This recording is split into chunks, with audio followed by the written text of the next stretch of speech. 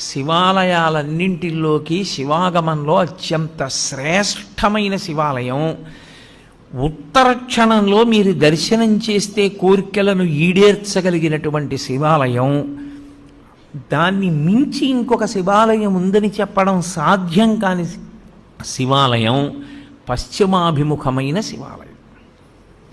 అంటే మీరు లోపలికి ప్రవేశించినప్పుడు ఆలయంలో శివలింగం పశ్చిమ ముఖాన్ని చూస్తే దాన్ని సద్యోజాత శివాలయము అంటారు.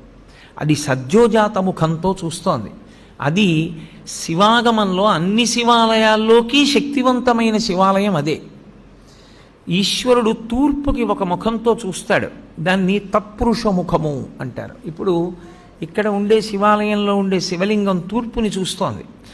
తూర్పుని చూస్తోంది అంటే దాని ఉద్దేశ్యం ఏంటంటే, మీరు లోపలికి వెడుతున్నప్పుడు దేవాలయం కట్టినప్పుడు రాజద్వారానికి ఎదురుగుండా దాని ముఖం తూర్పు వైపుకుంటుంది. తత్పురుషము అంటారు. ఈ తత్పురుషం వైపు చూసేటటువంటి ముఖం, తత్పురుషమని పేరున్న ముఖం తూర్పుకి చూస్తే అది తిరోధానాన్ని చేస్తుంటుంది. తిరోధానము అన్న మాటకు అర్థం ఏంటంటే చీకటిలో ఉంచుతూ ఉంటాడు. ఆ ముఖంతో తెలియనివ్వడు. మాయాస్వరూపుడై లోకమునకు జ్ఞానము లేకుండా చెయ్యగలిగినటువంటి ముఖమునకు తత్పురుష ముఖమని పేరు. అది మాయ కమ్మిస్తూ ఉంటుంది అందరి మీద.